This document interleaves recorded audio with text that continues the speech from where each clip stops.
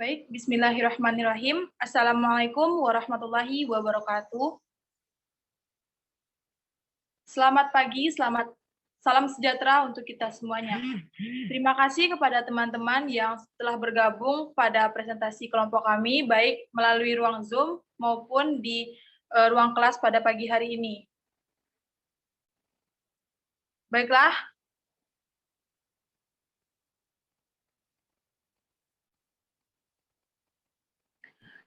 di sini kami bertugas untuk mempresentasikan pada mata kuliah perilaku organisasi. Kami dari kelompok 8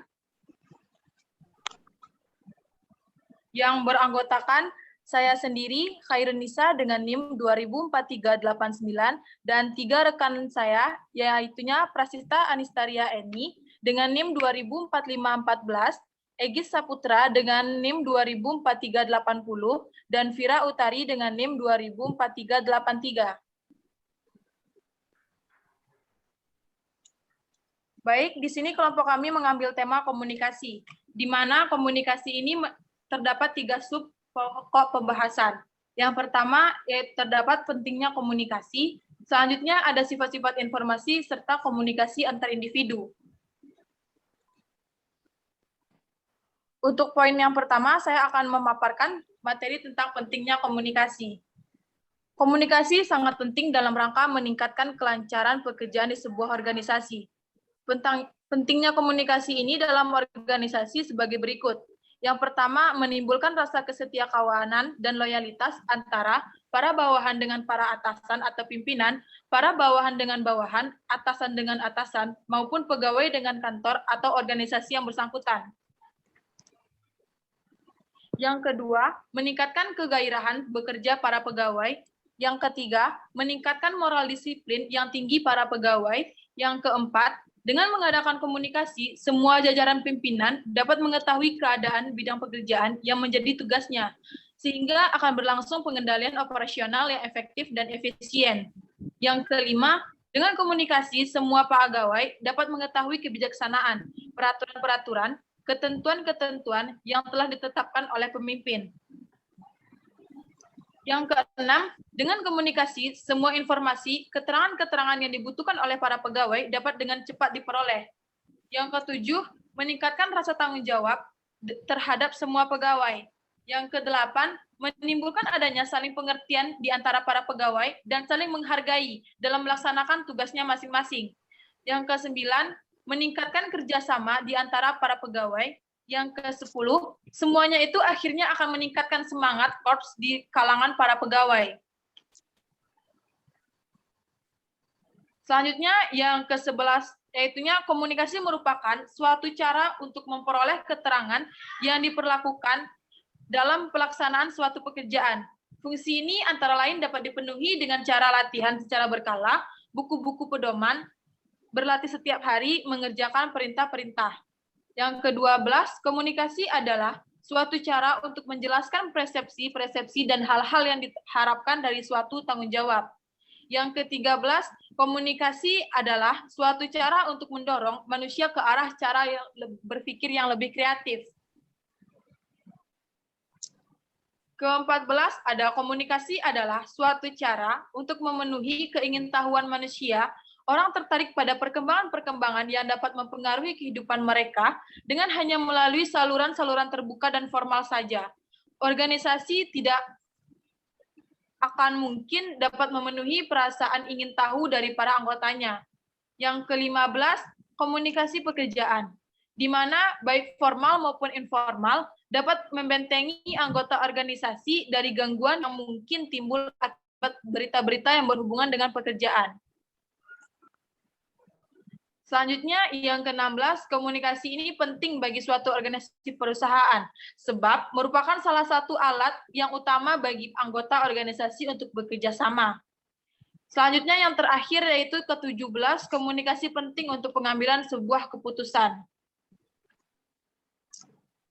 Baik, untuk paparan materi selanjutnya akan dijabarkan oleh rekan saya, Egis Saputra. Kepada Egis, waktu dan tempat disilahkan.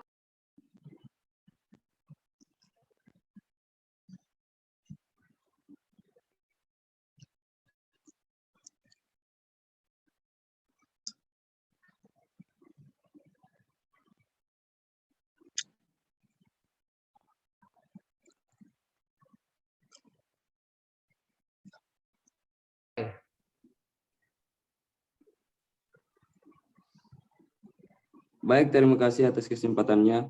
Di sini saya akan melanjutkan materi mengenai tentang sifat-sifat informasi. Sifat-sifat informasi yang datang sangat dipengaruhi oleh pengertian dan pemahaman penerima informasi. Dengan demikian, informasi yang disampaikan oleh seseorang sebagai sumber informasi kepada orang lain sebagai penerima informasi menentukan keberhasilan proses pertukaran informasi. Ada dua sifat dasar informasi, yaitu satu, faktual atau dapat dipercaya. Informasi yang bersifat fakta memiliki bukti atau rekan jejak atas pengumpulan datanya dan pengelola datanya. Dapat dikatakan sifat informasi ini juga kuat dan terpercaya. Sebagai contoh yaitu skripsi, gambar, karya tulis ilmiah, dan sebagainya. Yang kedua, opini atau tidak dapat dipercaya. Biasanya informasi yang bersifat opini ini tidak dapat dipercaya. Kebenaran yang dapat dipercaya sebaiknya adalah 50/50 karena pembuktian yang minim. Jika opini terbukti benar, maka pertanyaan tersebut dapat dipercaya. Namun belum tentu semua orang akan mempercayainya. Dan jika opini terbukti salah atau omong kosong, maka itulah yang disebut hoax.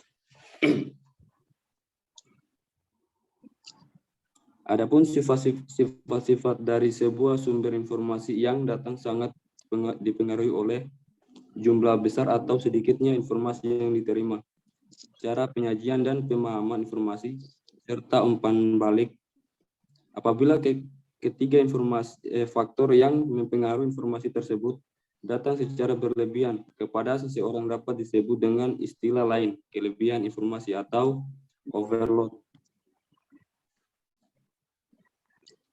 Kelebihan informasi atau overload merupakan suatu keadaan di mana besarnya jumlah informasi yang diterima akan banyak mempengaruhi proses komunikasi seseorang. Kelebihan informasi ini akan menimbulkan reaksi-reaksi yang negatif terhadap sebuah komunikasi dan perilaku organisasi.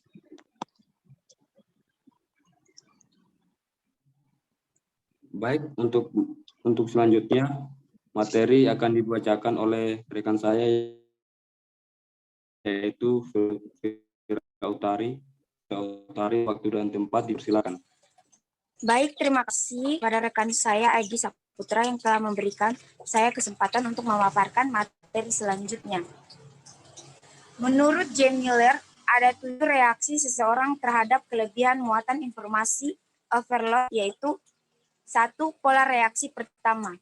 Orang akan gagal dalam memperhitungkan informasi. Reaksi ini terjadi apabila seseorang sangat sibuk dengan banyak kegiatan-kegiatan, mempunyai banyak perjanjian dalam agenda kerjanya, sehingga hasil sering lupa atau tidak mampu menangkap suatu informasi yang datang kepadanya.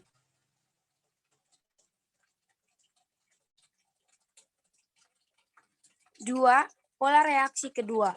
Orang yang banyak membuat kesalahan oleh karena terlalu banyak informasi yang diterima, maka seseorang sering membuat kesalahan di dalam menyelesaikan pekerjaan.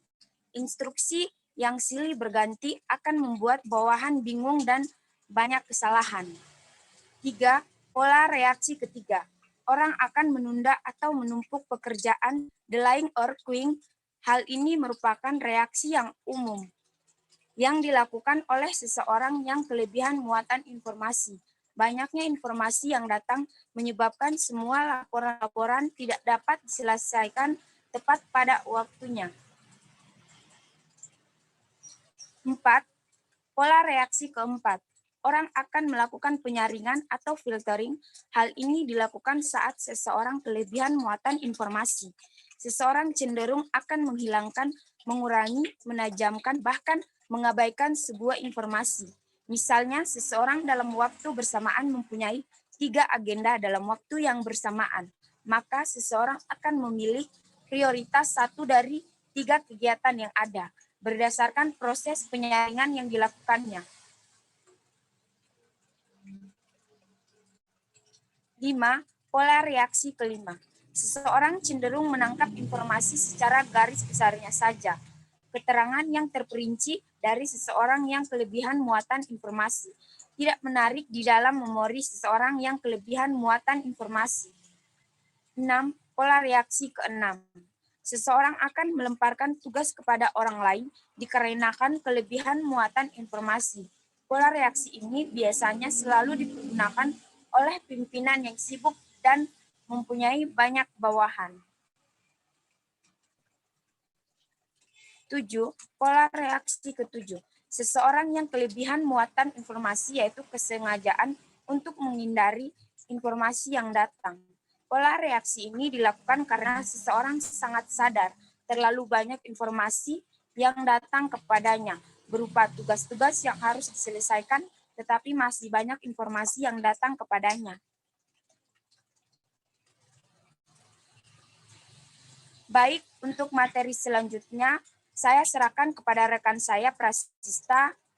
Waktu dan tempat saya persilahkan. Baik, terima kasih kepada rekan Fira Utari yang telah memberikan waktu dan kesempatan kepada saya untuk menyampaikan materi yaitu tentang komunikasi antar individu. Komunikasi antar individu berorientasi kepada perilaku seseorang. Penekanan proses komunikasi antar individu adalah penyampaian informasi dari satu orang ke orang lain. Komunikasi antar individu ini sama dengan pengertian komunikasi yang sudah dikenal pada umumnya.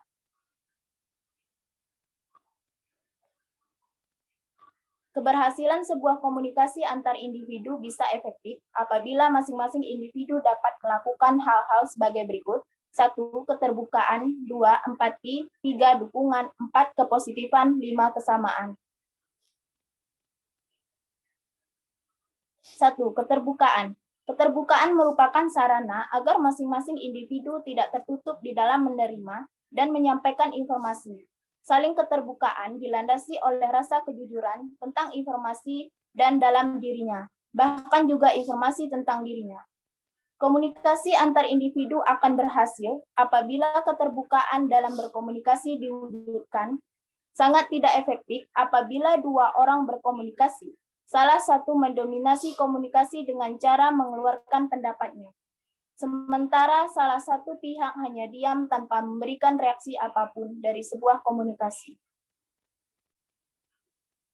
2. Empati. Empati adalah kemampuan seseorang merasakan sebagaimana yang dirasakan oleh orang lain, sebagai suatu perasaan bersama, atau mencoba merasakan dalam cara yang sama dengan perasaan orang lain.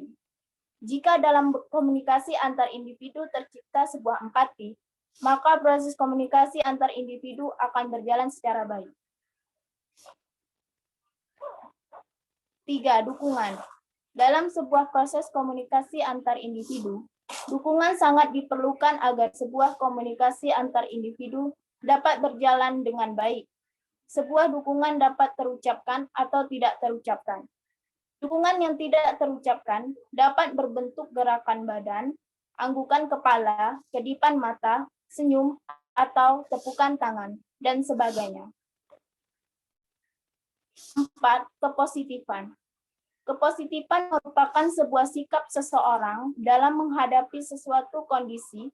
Jika seseorang mempunyai perasaan positif terhadap orang lain, maka orang lain akan mengembangkan perasaan yang positif pula. Seseorang yang mempunyai perasaan dan sikap positif tidak lagi mempunyai perasaan tertutup. 5. Kesamaan. Agar komunikasi antar individu dapat berjalan lancar, suasana kesamaan atau kemiripan juga memperlancar proses komunikasi. Misalnya, seseorang yang mempunyai profesi yang sama, hobi yang sama, tempat tinggal yang berdekatan, satu perkumpulan yang sama, dan sebagainya. Semua unsur kesamaan tersebut akan membawa individu ke dalam sebuah komunikasi antar individu yang hangat dan lancar. Baik, mungkin itu saja materi dari kami. Untuk selanjutnya, waktu dan kesempatan saya kembalikan kepada Kak Irunisa selaku moderator. Baik, terima kasih kepada rekan-rekan saya yang telah membantu untuk menjabarkan materi pada pertemuan kali ini. Dan terima kasih juga kepada teman-teman yang berada di ruang Zoom maupun yang berada di kelas pada pagi hari ini yang telah memperhatikan paparan materi dari kelompok kami. Selanjutnya, mungkin dari teman-teman sudah banyak menampung pertanyaan yang akan diberikan kepada kelompok kami. Untuk itu, kepada teman-teman yang berada di kelas, kami persilahkan untuk bertanya langsung dari ruang kelas, dan untuk teman-teman yang berada di ruang Zoom, bisa menyampaikan pertanyaannya melalui ruang chat pada mata kuliah perilaku organisasi. Di sini kami memberikan batas pertanyaan masing-masing kelompok itu satu kelompok satu pertanyaan. Terima kasih. Assalamualaikum warahmatullahi wabarakatuh.